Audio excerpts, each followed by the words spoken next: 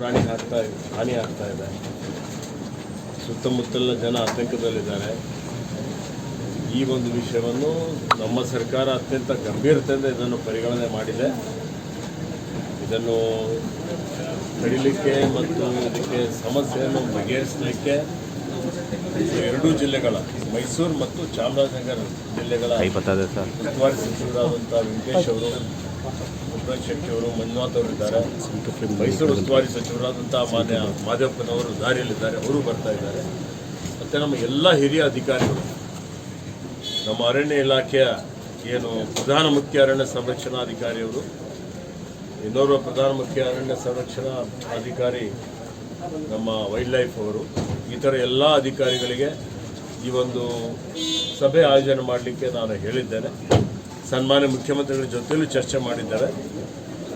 ಬರುವಂಥ ದಿನಮಾನಗಳಲ್ಲಿ ಈ ಹುಲಿ ದಾಳಿಯನ್ನು ತಡೆಗಟ್ಟಲಿಕ್ಕೆ, ಆನೆ ದಾಳಿಯನ್ನು ತಡೆಗಟ್ಟಲಿಕ್ಕೆ, ಇದೇನು ಮಾನವ ಪ್ರಾಣಿ ಸಂಘರ್ಷ ದಿನೇ ದಿನೇ ಜಾಸ್ತಿ ಆಗ್ತಾ ಇದೆ, ಇದನ್ನು ಕಡಿಮೆ ಮಾಡಲಿಕ್ಕೆ ಎಲ್ಲರ ಸಲಹೆಗಳನ್ನು ತೆಗೆದುಕೊಂಡು, ರೈತರ ಸಲಹೆ, ಹಿರಿಯ ಅಧಿಕಾರಿಗಳ ಸಲಹೆ, ಜನಪ್ರತಿನಿಧಿಗಳಿದ್ದಾರೆ, ನಮ್ಮ ಇವತ್ತು ದಿವಸ ಮೂರ್ತಿಯವರಿದ್ದಾರೆ, ಈ ಥರ ಎಲ್ಲರ ಸಲಹೆಗಳನ್ನು ತೆಗೆದುಕೊಂಡು ಒಂದು ಇದಕ್ಕೆ ಶಾಶ್ವತ ಪರಿಹಾರ ಕಂಡುಕೊಳ್ಳಲಿಕ್ಕೆ ಪ್ರಯತ್ನ ಮಾಡ್ತಾ ಇದ್ದಾರೆ. ಮಲೆಮಹದೇಶ್ವರ ಬೆಟ್ಟ ಇವತ್ತೇನು ವೈದ್ಯಕೀಯ ನಮ್ಮ ವೈದ್ಯರಿದ್ದಾರೆ, ಆ ವೈದ್ಯರು ಇವತ್ತು ನಮ್ಮಲ್ಲಿ ಸ್ವಲ್ಪ ಮಟ್ಟಿಗೆ ರೂರಲ್ ಸೇವೆಯಲ್ಲಿ ನಾವು ವೆಟರ್ನರಿ ಡಿಪಾರ್ಟ್ಮೆಂಟಿಂದ ತೆಗೆದುಕೊಂಡಿದ್ದೇವೆ. ಆ ವಿಷಯದ ಬಗ್ಗೆನೂ ಪರಿಶೀಲನೆ ಮಾಡಿ ಅಂತ ಹೇಳಿ ನಾನು ಅಧಿಕಾರಿಗಳಿಗೆ ಹೇಳಿದ್ದೇನೆ.